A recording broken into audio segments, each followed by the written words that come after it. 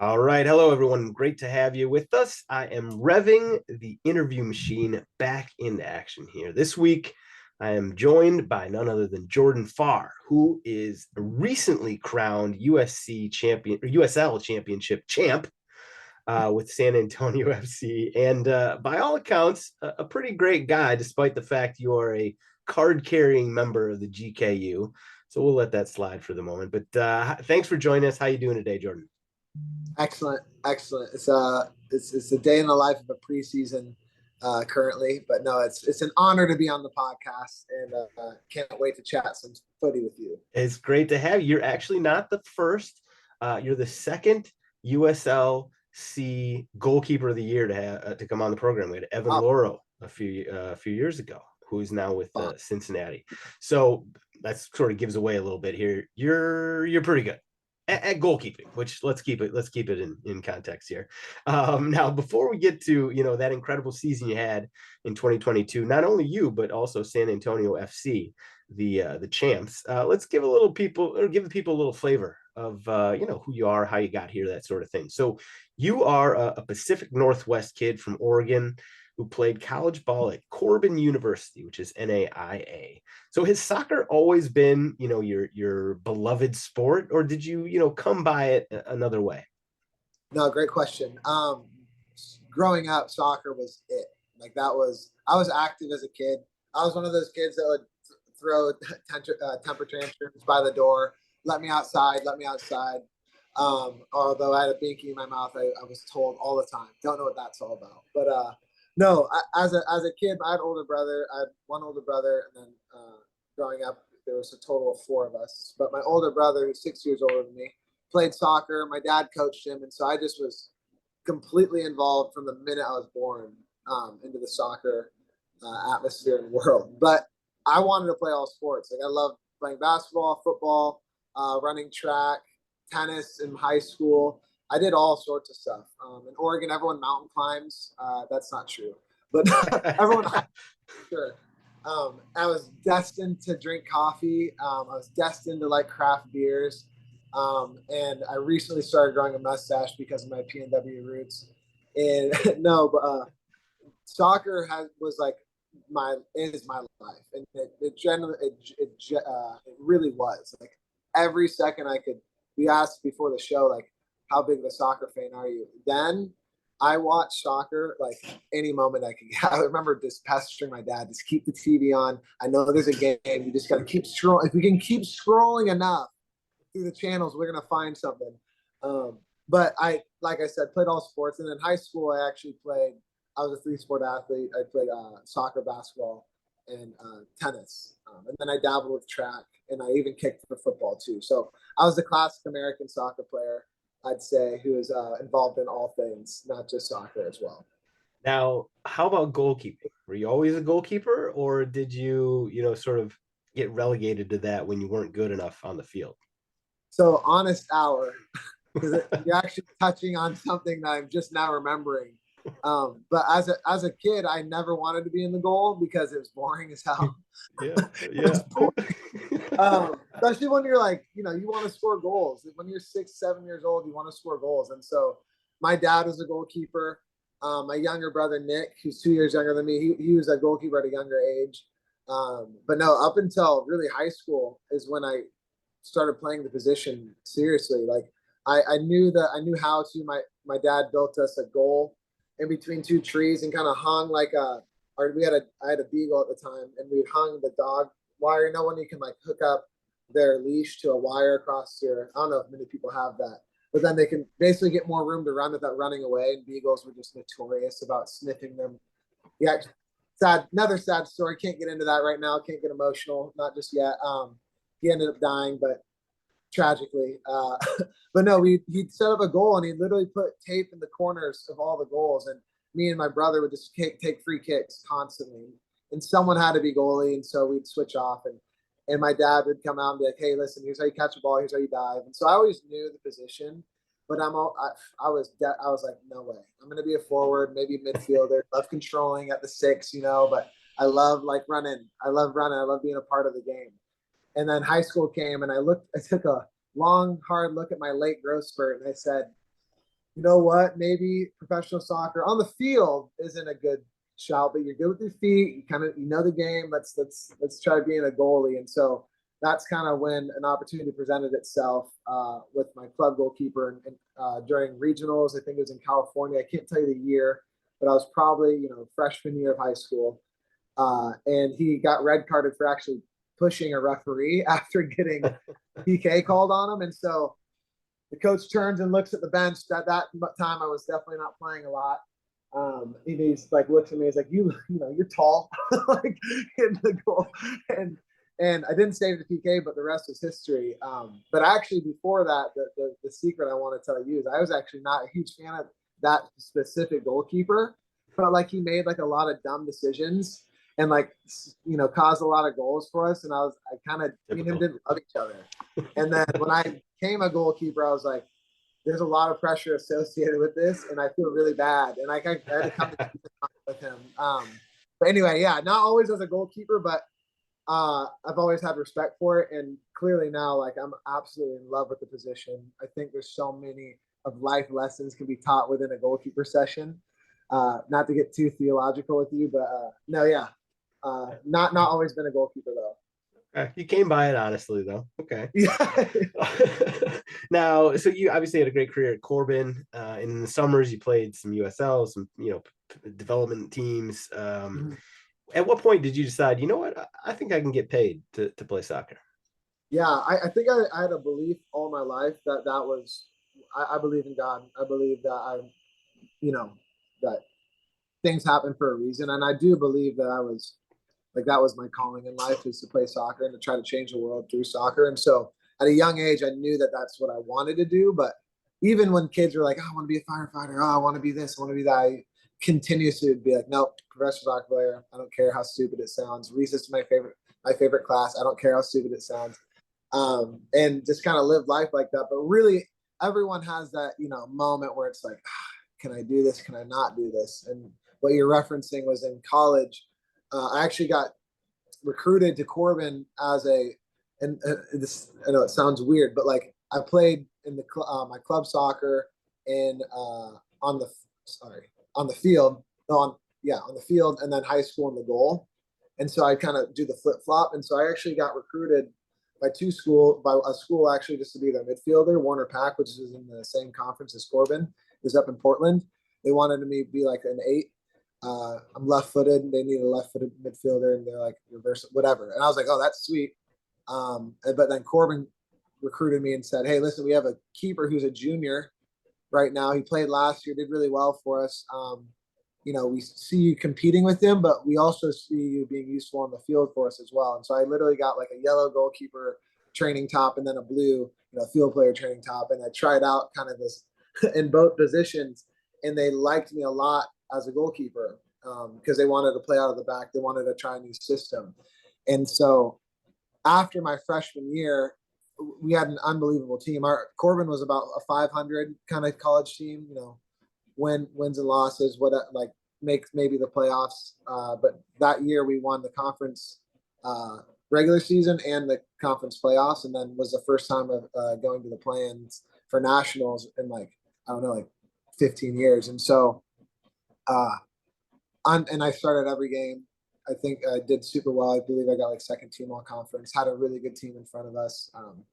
It's funny because it's a private Christian college. So it's like the people that you're getting for this team isn't your standard like high level soccer players. These are like the workhorses that played on like the second, third man up, type players. And it was neat to see that come together. But I'd say after that freshman year, I was like, whoa, that was a really good year of playing in the goal. I feel like I'm just starting the training part of it. I felt very raw, but I also felt really effective. And so I think that at that moment, I'm like, I'm going to really push for it in every single way in the gym, extra sessions in the off season, kind of how I eat and how I kind of operate off the field as well.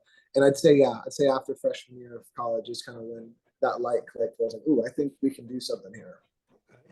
And then, we'll get to the Indy 11. We'll get to San Antonio. Let's go off of the field real quick. So, who is Jordan Farr? What were you all about? You mentioned sort of you went to a Christian college. So I'm sure that's important to you. But like, what do you do for fun other than read the Bible? Yeah.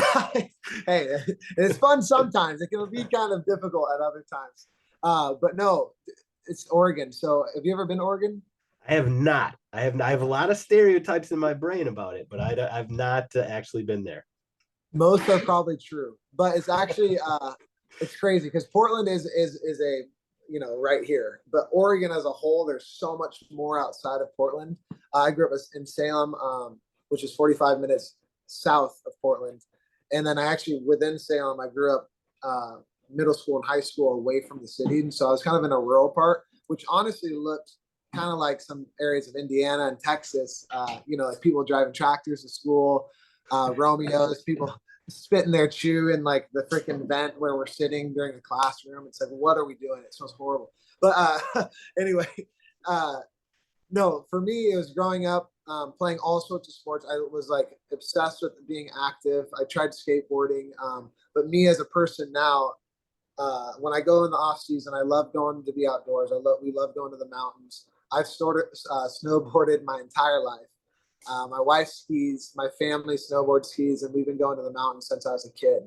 And so when I know it's not really good, the contract doesn't love me snowboarding. Yeah. So I have to dance around that one. As a free agent, I was like, "Yep, we're good to go." Like we're snowboarding and all of that. But it's honestly to me, it's like riding a bike. Genuinely, I think I'm better at snowboarding than I am at riding a bike. Falling on a bike actually before a game, that's another story. But and scratched up my arm pretty bad. But needless to say, snowboarding. I'd like to say I'm a coffee connoisseur. You I really love. are a Pacific Northwester here. Yeah. I mean, like you're hitting all the high points, other than like IPAs. Like you've and Oh, I love an ironic IPA, but it like depends on the you are, season. and Sam's you got the mustache. I mean, literally, you could take the boy no, out of the Pacific Northwest, but you can't. Yeah, I can't think of yeah. No, but I genuinely like. This sounds funny too, but in the off season when we go and live with my wife's parents. They have a pretty decent sized property, and it's kind of next to where I lived. Actually, me and my wife grew up 5 minutes apart, and so our families are very connected in that regard. But no, they have a ton of wood, and they have a fireplace that takes real wood, and so I'm chopping wood honestly like every day in the off season. So I kind of turn into a little bit of a lumberjack. I grow out this horrible excuse of a beard, literally like it's so patchy. And I never let anybody see that. But yeah, I travel to Montana, I do all sorts of things outdoors. And so Jordan as a person, I'd like to say someone who's super involved outside, loves to be active. I do enjoy the extreme sport at a time, but really I love being with people. I love being coffee shops is a great spot because I get to meet with people. And then breweries are wonderful too, because again, you get to meet, you have the people aspect, but they also tend to really have like where they're at, like Salem, wherever it be, like I'm in San Antonio. If you go to a brewery or a coffee shop, it's going to really encapsulate the community of that place. Just the owners and how they brew beers. They oftentimes try to assimilate with wherever they're at as a location, demographic, people group within the city. And so for me, it's a good way to discover kind of what a town, what a city kind of is all about. Such a Oregon answer to say, like, like, listen, We got the coffee shop and the brewery, that's sort of where everything to revolves around that. like, from there to nuclear. Listen, that's a good answer though. It's a good Yeah. answer. Yeah. Random. What's the last book you read? I'm actually reading one right now. Well, does it count if I'm reading it now? Yeah. No, Attributes. absolutely. Yeah. Attributes of Man. A guy a guy who's like involved in the church I go to back home, wrote this book. It was the first book he wrote, and I'm like, oh, I'm gonna give it a shot because he kind of preached a sermon on it and just talks about attributes of man and like man as a whole, like what we should strive for, the strength that we should find within ourselves. And then before that, I was reading Wild at Heart. I don't know if you've heard of that by John Eldridge. Mm-mm. Now they're kind of like man book. I'm a father, if anyone knows or if anyone cares, of a daughter named Evie Jean, and she is about to be 4 months. And so I've kind of wanted to tap into that a bit more. I've had brothers growing up my whole life, four of us total, and then my wife's family, actually, she had all brothers as well, 4 of them total. So her and then 3 brothers. And so we've been surrounded by guys a lot, and I played sports. And so it's funny. I believe God kind of gifted us with a daughter, and I'm super thankful for that because I'm about to discover a part of myself that I've never even tapped into. And so it's kind of, I'm trying to be more aware of myself a little bit. In general. Okay, well, one more question before we get to soccer. So, you mentioned you got a 4-month-old. How have you changed at all yet? Like, or is it's still too much? She's still a puddle, so it's not, she's not really there to change you yet. That's really, you have kids. No one told me that, bro. The first 3 months, she just was an alien. I was like, what is this thing? She only wants my mom, her mom, and she only wants all my wife's attention. Like when I look at her, it's like she's beautiful. She's, a gift from God, but it's like her eyes are like, they're not even paying attention to you. And so now the last month, I'd say she's been like so interactive, wanting to learn, like, just there's more of that interaction. Like she feels more like a baby, it's a weird thing to say, but it was difficult in the first 3 months. I kind of learned how impatient I was, how much I relied on food and sleep. Oh yeah. How selfish I was for my wife's time. Like I'm learning a lot. I don't see myself changing much. So it's good. Learning is the first step. Acknowledging, your faults and foibles. It's a good first step. We'll work on the changing later. You have 2, right? I got 2, yeah. How old? 6 and 2, and they're not puddles anymore. I'll tell you, there's good and bad to that. Both boys? No, both girls actually. Both girls. Oh, so you're a girl dad? I am. Two-time. I kind of raise them. I don't really raise them as girls or boys. I just kind of raise them exactly how I probably would, whether they're a boy or a girl. So I have a sister, I have a brother. So I like, I've been around sort of the female dynamic, the male dynamic. I don't know. I'm not introspective enough to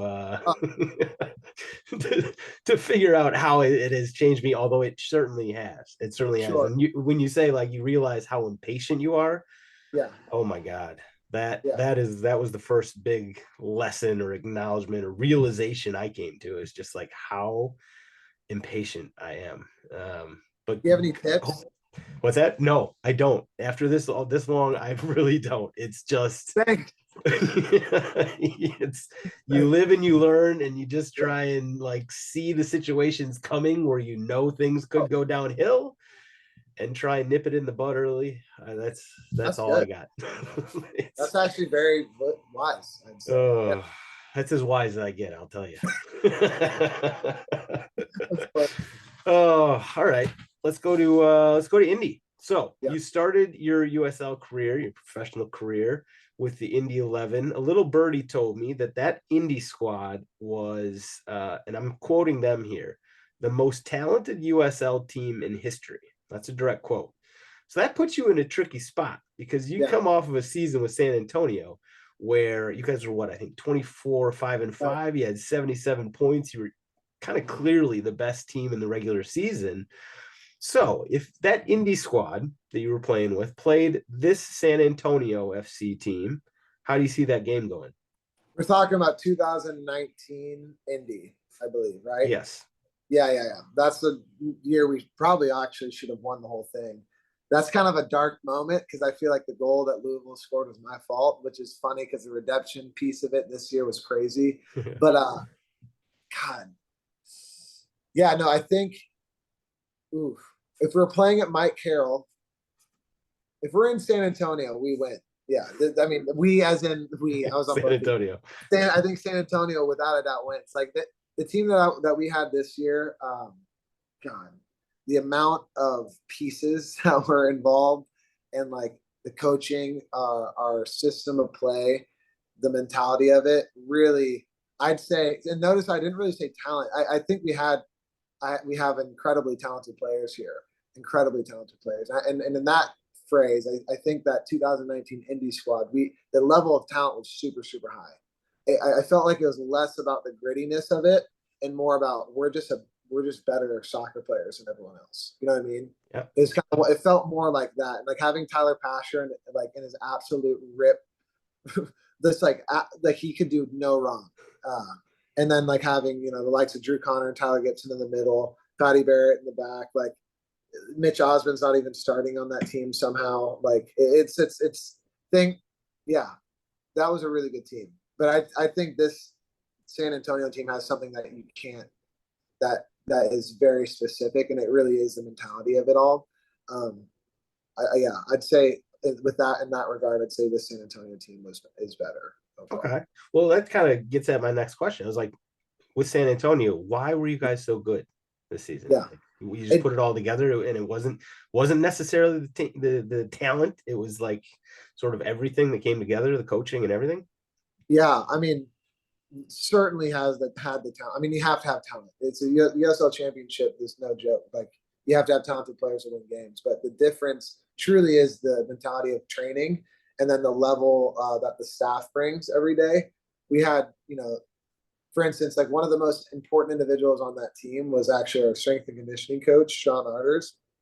And if you ever get a chance to talk to this guy, hopefully everyone gets to. There's a few clips that San Antonio actually boosted him on leading up to the conference finals and the finals, of just him talking to us, and like the level of energy and commitment he would bring every day. Kind of like encapsulates the entire like organization of like the energy that they would bring. It was like impossible to like let your guard down.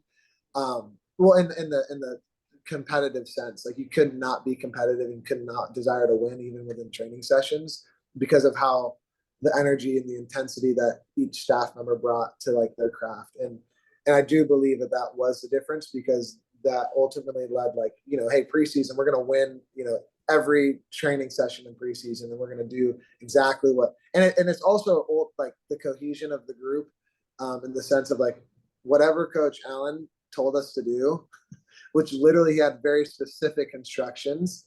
And if you didn't do them, he was very clear about how you're not playing.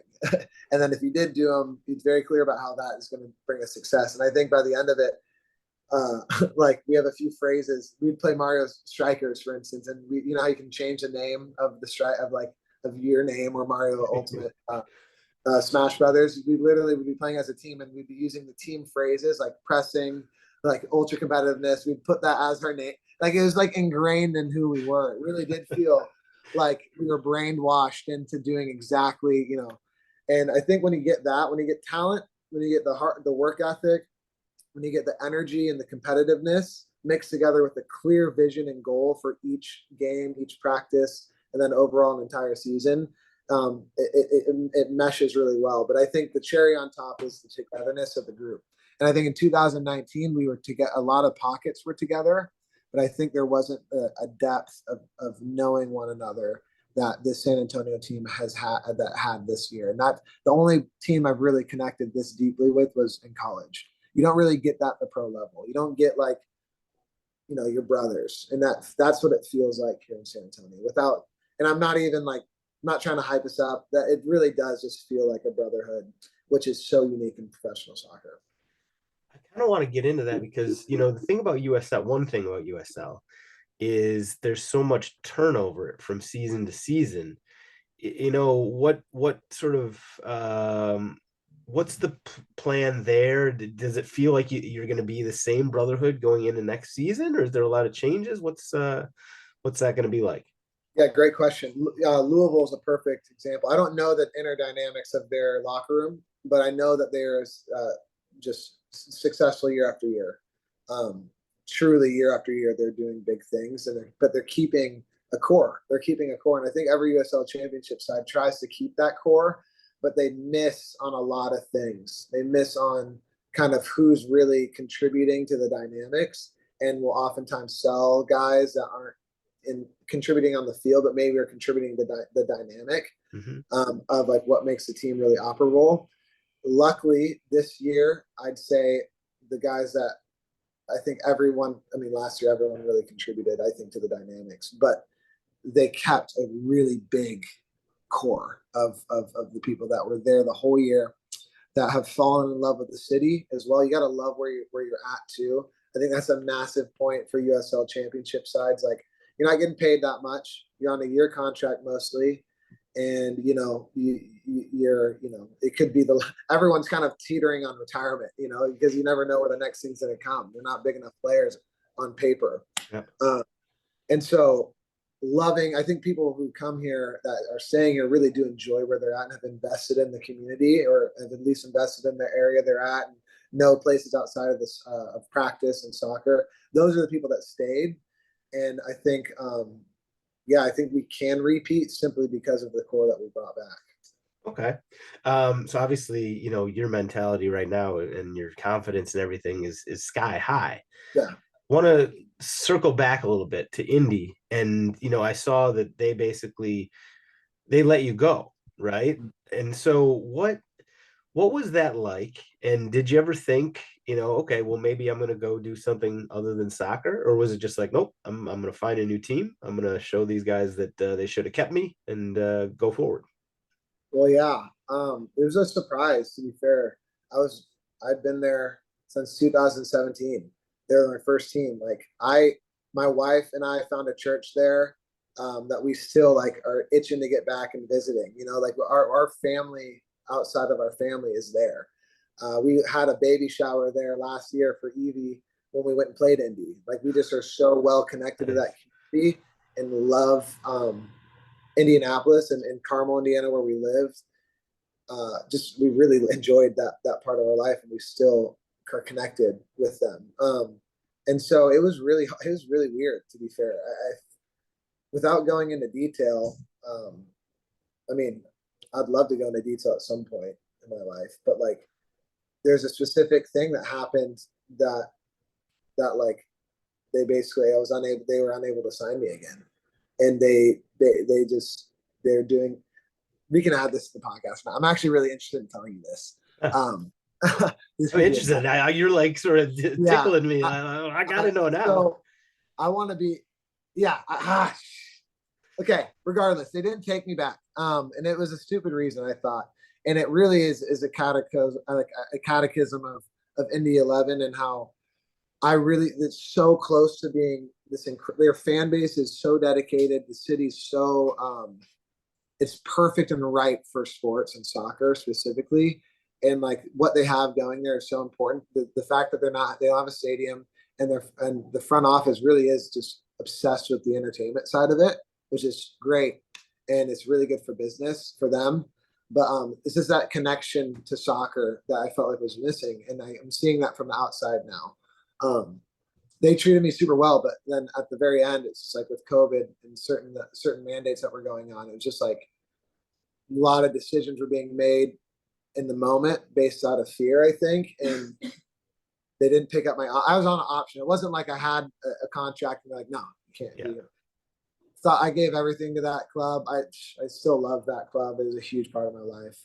The people there, Andy Swift, my goalkeeper coach, is literally, he made me into the pro I am. I think without him and his guidance, I would have probably fizzled out massively after 2019. He pushed me to be I think I had a lot of technical flaws coming into it as a pro, and it was amazing there. And then coming over to San Antonio, it was just weird. It was weird. I got signed super late again. I genuinely didn't have any interest by any other clubs. No club wanted me after the playoffs in San Antonio. And did super well in the playoffs, had an okay year as a starter at Indy. We didn't do well as a team, but then no team wanted me, and he doesn't pick up my option. January comes, and I'm I'm probably gonna start coaching. I have a few really good coaching gigs that were being offered to me at that point for much more that we were making in the USL. And San Antonio ends up calling and basically says, "Hey, listen, we obviously want you back, but we have another goalkeeper we're going to bring in, and you guys are going to compete." And so kind of prayed about it, asked my wife, at that time we didn't know we were pregnant, and we ended up making the move to San Antonio. And it was a kind of a rough start, to be fair. We moved to an apartment that we didn't really love. Our bikes got stolen the night we moved in. It was weird. Welcome to the city. Yeah. And when we talked to the apartment building, they're like, "Oh yeah, it's San Antonio." I'm like, "What? I don't want to hear that at all. I lived here for a month and never had anything like that." And And so the first month, and then basically like I found out I wasn't going to be the starter. So I was like, I'm going to be riding pine again. And I'm only on a year contract. And, you know, three games in, I'm sitting there thinking like, what am I going to do? Like, this team is really good. I love the facilities. Everything's, you know, outside of the stolen bikes. Like I enjoy the organization a ton, but like I'm not getting minutes. And so as a pro, you're kind of thinking always like, how is this going to affect my career? It's my livelihood. And then, kid you not, after the third game, it was around Valentine's Day. I find out that my wife's pregnant, right? And then Christian Bonilla, the guy who was playing with us at the time, retires out of nowhere, which is unheard of. He was starting over me. It was unheard of. And so I'm thrusted into the first spot again, which is like it's a spot I'm used to being in with Indy. Just kind of people get injured, you step up and do super well. End up getting player of the month that month, and then find out, you know, like I said, we're pregnant. And my wife is like, we had a really difficult time getting pregnant. It took us about, you know, the length of our marriage up to that point, which was about 5 years. And so we were experiencing infertility for that 5 years. And we went to doctors. Super difficult time during 2020 when we were just like sitting alone, like trying to do these doctor visits and just like not getting any success. And then I felt like we were in a really dark place, to be fair. It was really difficult to operate as a couple together, but then also operate in society, trying to act normal, being happy for people who are pregnant, being happy for people that are having babies, that have babies. And it was like, oh my gosh, we want this. And my wife has always wanted to be a mother too. So it's like, from the minute we got married, we were trying to have kids. And so I feel like God blessed us at the perfect time. Like and all my brothers too. So my older brother and my younger brother, who are both married, they both got pregnant at the exact same time as we did. And then on Allie's side, her two younger brothers who were both married, both got pregnant as well.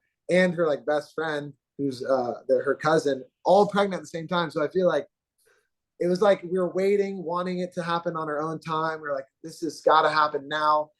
And again, like I felt like God was like saying, no, I have a bigger plan for you. Like this is when it's going to happen. And it happens. And I end up having the best year of my life career-wise. And we start falling in love with the city. I start coaching more, which is like a huge outlet for me, interacting with kids, helping the next generation. And so it ended up being a dream come true coming to San Antonio. That was a long breath, you know, description of like from Indy to San Antonio. But yeah, it was wild. It was a very difficult time in our life, but difficult times often breed incredible moments when you try to find the positivity and the silver lining within it all. But I feel like that's what happens. I mean, that's pretty crazy. All those things came together at once. Like you're starting to make me believe in God over here, I think. Really? All right. So listen, your season, you had personally a great season. Obviously, you ended up with goalkeeper of the year for the league. Your team had a great, season as well. Did you feel extra pressure heading into the playoffs, being kind of like clearly the best team in the regular season?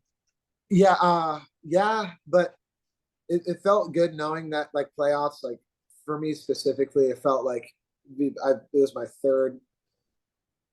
I've been in playoffs 3 times, I believe.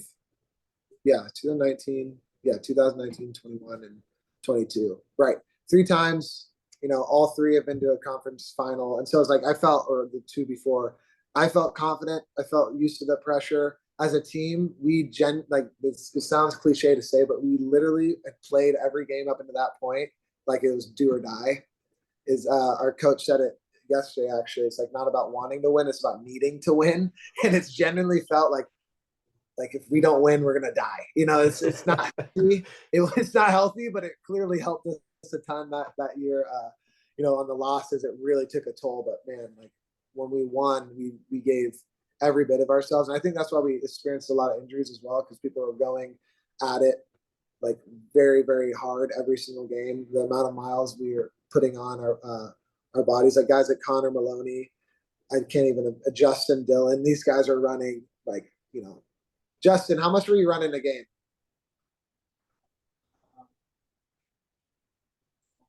He's right in the next room. 12 kilometers average. Yeah. So like the way we played was just aggressively aggressively hard. And so playoffs felt very normal. It felt better because we were at Toyota. So if anything, I think the pressure was the first game against Oakland when it's like, we just had a bye. Oakland just upsetted San Diego. We're looking at that team thinking like, shoot, they tied us when they were here last time. They have a really good forward. They play the same system as us.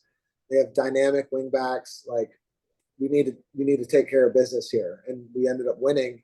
That's when I felt honestly like the pressure lifted a little bit, because you always want to get that first game out of the way. And then once we did, it felt like we really hit our stride. Yeah. Now tell me about the final. You mentioned your history with Lou City, and you coming in. You ended up, not to give away the ending here, but you won. You won 1-0. But sort of walk me through your mentality coming into this game. Was there any like, I don't know, extra nerves or deja vu or fear of deja vu or anything like that?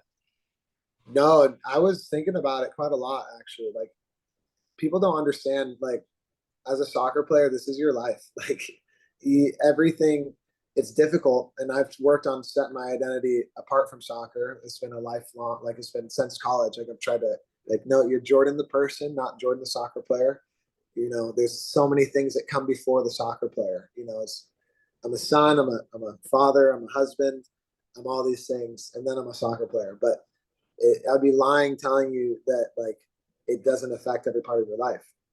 When Louisville beat us in the finals 2019, we were winning 1-0 at home at Mike Carroll. We were going to host the final, and they get a corner at the very end of the game, and freaking Hopino hits a volley from the top of the box. I'm unable to really see it, but the ball's really moving at a slow pace, and I wasn't able to save the ball.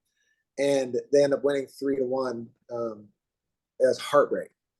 I was like, and not to get too graphic, but it affects every part of your life. Like it really does. Like it's hard to be a good person after that. And so fast forward to the final, when I'm watching Louisville play. Who they play? They played Tampa Bay, and they score in the last 10 minutes of overtime. I'm thinking, all right, this is time to face it again. It's time to kind of relive it. And, you work on mental strategies as a soccer player about changing the narrative in your head subconsciously. And so that's like, all right, here comes the hard work. You got to change the narrative of that time, and know that this is a new moment, and know that this is a new chapter, and it's time to conquer that part. And I will say that when the whistle blew, the atmosphere in there was, you got to come see it. You got a place to stay in San Antonio. You got tickets with all of your family. We just put an offer down on the house. You got to come experience the atmosphere. When I say electric, you could have plugged an iPhone charger into the air and you would have gotten full, up to 100%. When the whistle blew, and no one likes to admit it because we're professional soccer players, my knees were visibly shaking. Like visibly, you know what I'm saying? Because like you feel it in your bones. You feel it. Like people are lying to themselves. Like they're not saying that when you're in those moments, it's hard not to be like your breath gets a little shorter. And then when the whistle blows, like it takes a minute to get into the game. It takes a minute to be like, let's connect the first pass. And genuinely have never felt more confident in my entire life. Like I was going for things. If you watch, we actually won 3-1. We beat Oakland 1-0. We won the final 3-1. Oh, okay. Whoops. Yeah, which is funny because we lost against them 3-1 in 2019. Indy did, so that was kind of like a poetic justice thing too. But no, I was going for things that I was like, I've never done this in my life. I'm doing it now. I feel like Superman. I end up getting scored on because of it, which I'll admit it was a bad decision. But no, it was incredible to feel that at the beginning, and to also like overcome it within the game and be like, wow, I belong in this environment. And I think as a team, everyone felt that. Mitch Tanner, defender of the year, best competitor I've ever played with, misses a PK. He literally was one of the only guys on our team who made like 15 straight PKs before that, during training. And so misses a PK, ends up assisting one goal, earning another PK. Like everyone rose to the occasion. It was the most electrifying. That's the best way to put it. Electrifying environment and time ever. Yeah. Well, now you got to tell us about the next, 48 to, I don't know, 96 hours after the win. I mean, you guys are at home. First of all, how much can you remember? No, to be fair, the conference final was a big one because there's a hump that we failed to get over last year with San Antonio losing to Orange County in Orange County. So I feel like guys really took advantage of that one. I feel like I got in the locker room. I drank more champagne that night my entire life. And then after the final, it was weird because one of those games where it's like we kind of knew we were going to win by the 70th minute. You know, we had scored our third goal, like we conceded one more, but just we had a chokehold on that game from the very get-go. If you rewatch it, like PK in the first minute, on top of them, they had like maybe 3 chances overall. Like we were just so ready for that moment. And so after the game, it felt like we were almost like expected it. It wasn't like this, like, what are we gonna do? It's like, no, it's like guys are like planning on who they're gonna hug first, you know, as the game. Like I even turned the last 2 minutes of the game is extra time. I turned, we were in front of our fan section and the Crocketeers, and I turned and I looked at them and I said, I'm gonna jump right there, like right between the drums and one of my buddies who I know in the section. I'm like, I'm gonna jump right there, and I go right as the whistle turned. You'll see me, and I just sprint and I just do like a jump over by the drums and pandemonium. I think people were planning on rushing the field. They rushed the field. It was from the minute the whistle blew to end it, like a lot of beverages. I actually had a moment where I got to like go out by the field and like have a moment to myself. And then I had a baby at the time too. So I had to kind of like, what's this like? It's the best professional achievement of my life. And I have a baby, an infant, you know, a 3-month-old. Like, how do I celebrate properly? That's something that no one often thinks about, not me at least. So, it was a really sweet time. Honestly, it was a very sweet time. They like rented out like a club for us. It was really cool. Like the organization did a great job celebrating us and allowing us to celebrate. The biggest one, there's a Riverwalk in San Antonio. I know. Classic, right? Everyone knows the Alamo. You go see the Alamo, you go see the Riverwalk. That's what you got to do when you're San Antonio, which is true. They're both amazing. The Riverwalk, however, is the most dirtiest stretch of water, I think, in the world, potentially. Listen, I live in Chicago. The Chicago River is up there too. So I hear you. I know what you're talking about, though. That's true. That's so true. I've seen that one as well. But no, we end up doing this river parade, and like honestly, no one really is there at the beginning. I didn't really know how I was gonna look. So we're on the river and we have this boat and we're just going through. Guys are having drinks. We have all the trophies there. We have the staff on a boat in front of us. Music's blaring, like people are taking pictures, enjoying themselves. I'm like throwing beers to people who are like walking on the street. It's a Tuesday afternoon. I'm just hucking little Bud lattes out to like, you know, Sam, who who's like getting off of work, and we're just shotgun, and they're just ripping shotguns. And we're like, okay, this is pretty standard. We end up throwing like most of our beer and like our merchandise that we're supposed to wait till the end, like off the boat, to people that have never heard of San Antonio. They're like, you're getting hit by a shirt. They're like, what is this? You know, like, what are you doing? You're making new fans. That's right. We're in marketing. And then at the end, I have this amazing video. We're rolling in right as sun is setting, and it's like just getting dark to this. I can't remember what it's called. It's this plaza on the Riverwalk in the heart of downtown San Antonio.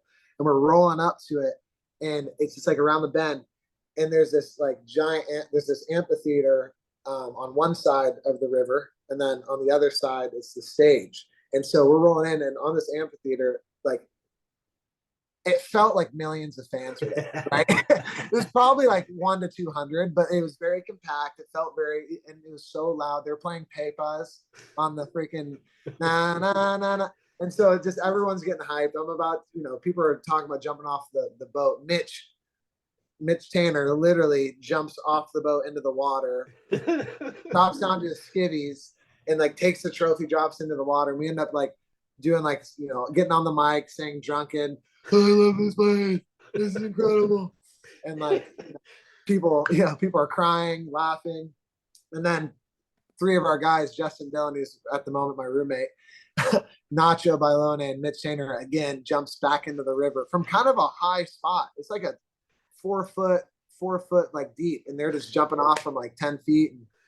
And we actually got fined for everyone who jumped in the water. It was $1,000 to the city of San Antonio. Are they taking it out of your paycheck?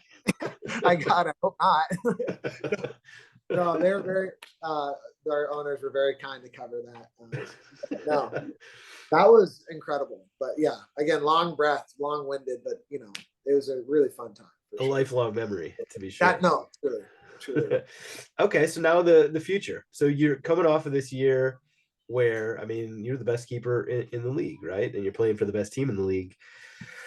Obviously your plan is to play at San Antonio for next season, for God knows how long, but has it ever crossed your mind? Maybe I want to try and make a move to MLS or maybe overseas. Has that ever crossed your mind? Have you ever thought seriously about it? Yeah. I'd be curious sorry, hair in the mouth. I'd be curious to see what Evan Laurel actually had to say about his jump back to Cincinnati, back to the MLS. It's different. Obviously, yeah. Like, I'm from Portland. Like, I followed the Timbers since they were NASL, like playing at a baseball field. And then I saw that stadium be built. I saw the grandstands we'd added onto. Saw it before that. Timber Joey literally would climb. They had an actual pole, like NASL days when it was at I can't remember what the park's name was, but he'd like shimmy up the pole and literally be on top of the pole watching the game like a true lumberjack from the top of like a tree, essentially. And so I without a doubt, I want to be playing at the next level. I want to be playing the dream again. And I believe for anybody who's, trying to set goals for themselves, like I still believe that I can make a roster, a men's US national team roster. And I have to.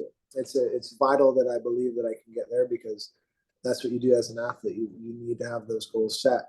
And being in MLS is crucial. So I thought maybe it could happen in this offseason. There's always talks, like teams come in and say, hey, we're interested.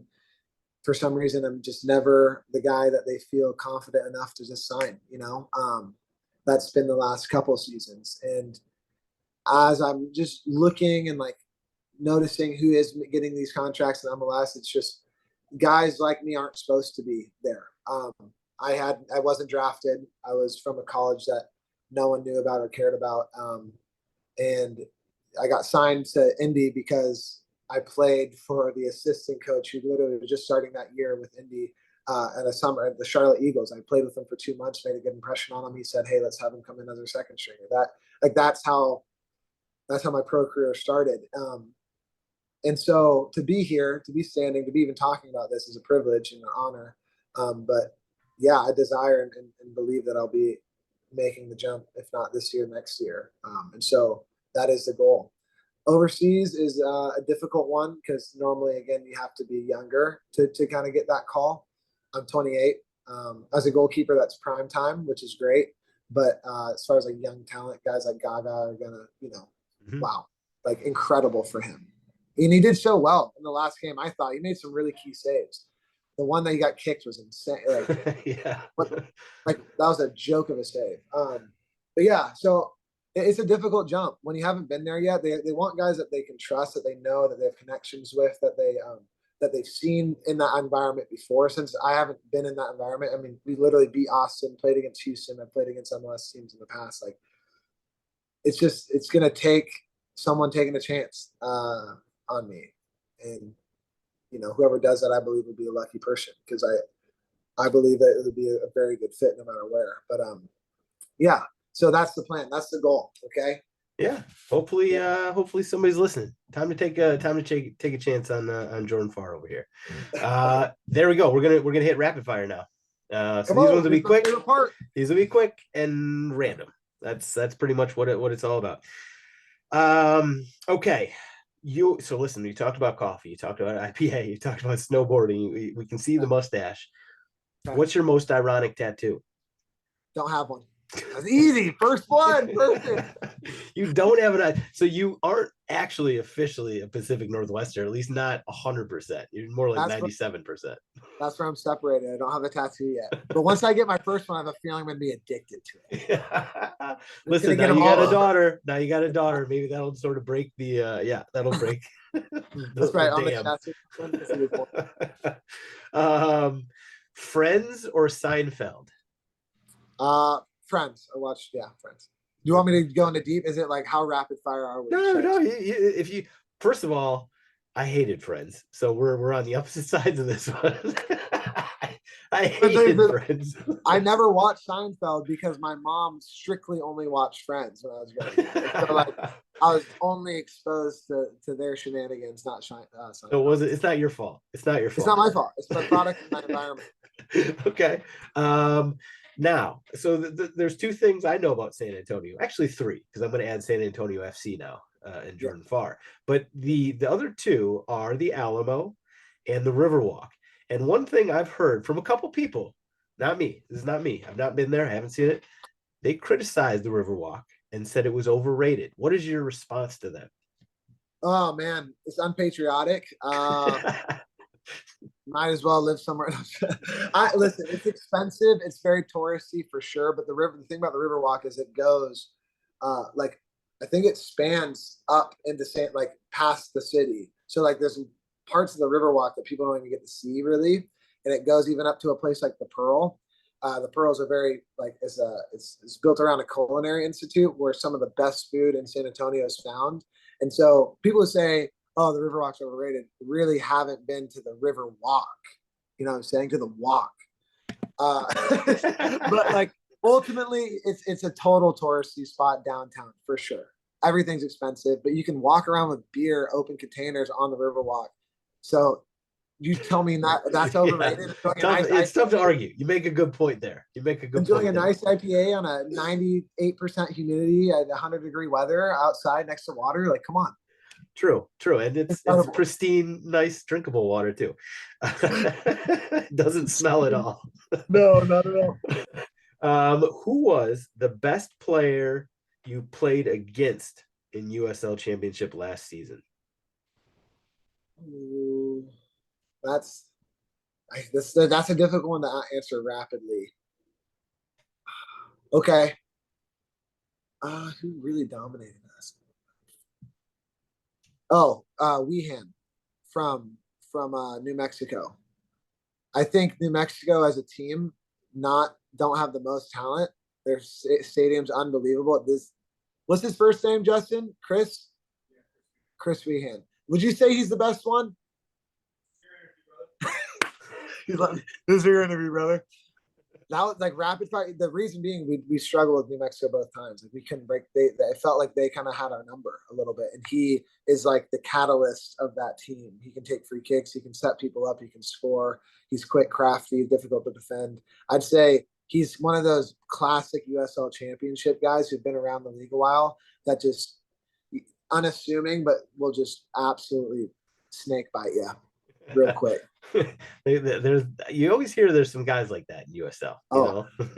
Look him up. He's the one. He actually messed up our shutout record because we were supposed to shut them out at home. I believe we were winning 1-0, and then they end up tying us 1-1 like late in the season. And so that's why it's the daggers right there. Yeah. And then the Olofsky brothers were weird too. Like both of them can play. Like Justin Dillon, my roommate right now, he played with both of them growing up.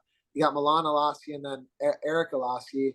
And both are just insane. One gold in the boot, and the other one was it Brian Olofsky. Those guys were insane, and they're like twins. It's like random stuff like in the USL you just don't even notice, and it's like what that guy scored 24 goals. Yeah, but that's such a USL story right there. Okay, so this one comes from a little birdie. Tell me about the pool party at the Olivia. You thought I know who this is. I knew it was going to give it away. So imagine this, right? You're in the middle of Carmel, Indiana, right? And it's July 4th, 2020.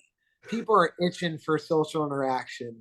People desire fun, cohesive environments where they can be themselves and, be free to like interact, right? And so this is right off like all the mandates and like you're allowed to hang out with people, and is at our communal pool at our apartments. We've just started back on our small group trainings, COVID trainings in person, and people are just wanting to have a fun time.